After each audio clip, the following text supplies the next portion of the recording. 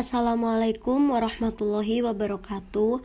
Pada kesempatan kali ini saya akan mereview materi mengenai living hadis. Sebelumnya perkenalkan, nama saya Tamara Sania Alia Wijaya. Saya dari Prodi Hukum Ekonomi Syariah kelas D. Jadi langsung saja menuju ke pengertian. Banyak sekali pendapat para ahli yang mengutarakan mengenai pengertian living hadis. Namun ada satu pendapat yang menurut saya sangat signifikan, yaitu living hadis tidak hanya menyangkut dengan fenomena yang muncul dalam masyarakat, akan tetapi juga menyangkut juga praktek sosial keagamaan sebagai bentuk pengalaman hidup sehari-hari. Praktek tersebut didasarkan pada pengalaman hadis sebagai sumber inspirasi. Living hadis juga tidak hanya terpaku pada praktek belaka, akan tetapi juga menyangkut tentang pengetahuan, pandangan perasaan, dan pengalaman masyarakat setempat. Maka dari uraian tersebut dapat disimpulkan bahwa living hadis adalah pengimplementasian hadis berdasarkan pengalaman masyarakat atau sudut pandang nama dalam kehidupan sehari-hari. Ada 3 model variasi living hadis, yakni tradisi tulis, tradisi lisan, serta tradisi praktek. Dan selanjutnya adalah pendekatan living hadis. Penelitian living hadis menggunakan berbagai pendekatan sesuai dengan subjek penelitian. Berikut beberapa pendekatan dalam penelitian living hadis. Yang pertama adalah pendekatan sejarah.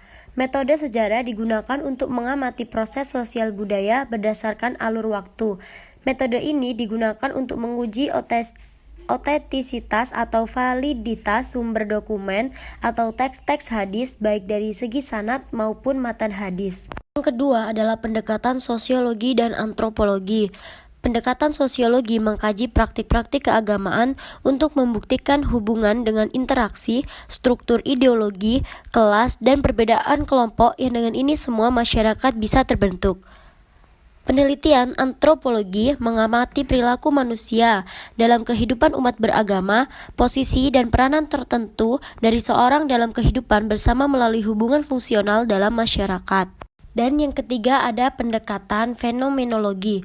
Agama sebagai fenomena kehidupan sebagai sistem sosial budaya, artinya mengkaji agama secara filosofis dan teologis, tetapi agama sebagai fenomena empiris yang mendasari setiap fakta religius.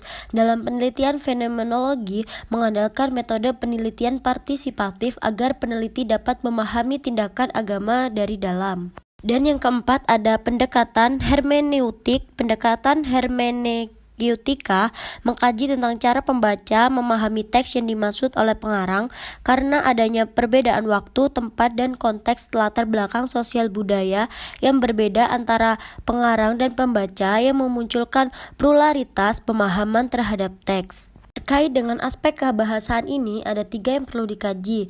Yang pertama yakni perbedaan redaksi masing-masing periwayat hadis. Yang kedua adalah makna leksikal atau harfiah terhadap lafadz yang dianggap penting. Yang ketiga adalah pemahaman tekstual matan hadis dengan merujuk kepada kamus bahasa Arab atau kitab syarah hadis. Untuk selanjutnya adalah metode penelitian.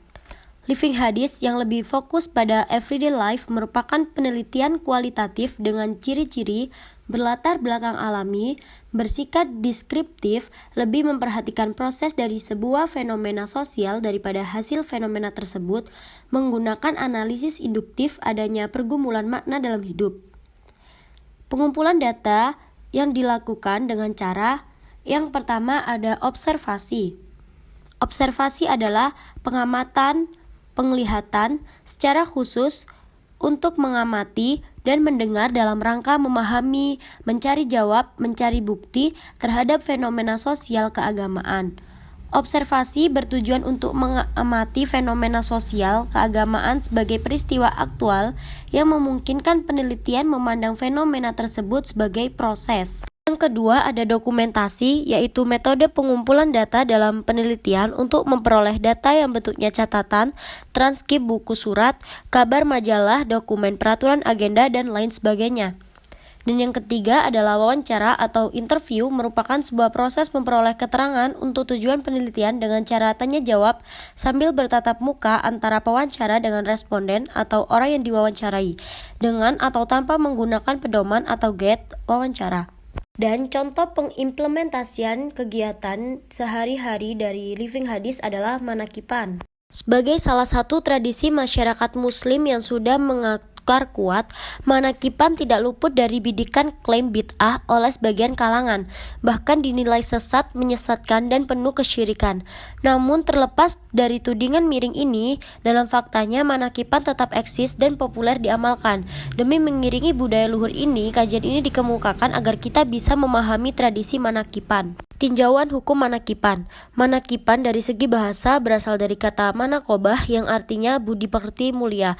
Sementara kata jamaknya adalah manakib. Dari kata manakib ini kemudian muncul istilah manakiban yang berarti pembaca kisah-kisah teladan orang-orang soleh. Tradisi ini memiliki payung hukum yang jelas dan kuat sebagai firman Allah, dan semua kisah dari Rasul-Rasul kami ceritakan kepadamu. Ialah kisah-kisah yang dengannya kami teguhkan hatimu, dan dari surat ini telah datang kepadamu kebenaran serta pengajaran dan peringatan bagi orang-orang yang beriman. Quran Surat Hud ayat 120. Oleh karenanya, ayat 120 surat Hud di atas menjadi bukti bahwa legalitas tradisi manakiban yang di dalamnya diceritakan kisah teladan orang-orang soleh dan para waliullah. Manakib juga mengandung kebenaran, mauidhah, dan pengingat yang bermanfaat bagi orang-orang yang beriman, selaras dengan semangat ayat tersebut. Bahkan dalam sepenggal maqalah masyhur disebutkan. Sekian review materi dari saya. Wassalamualaikum warahmatullahi wabarakatuh.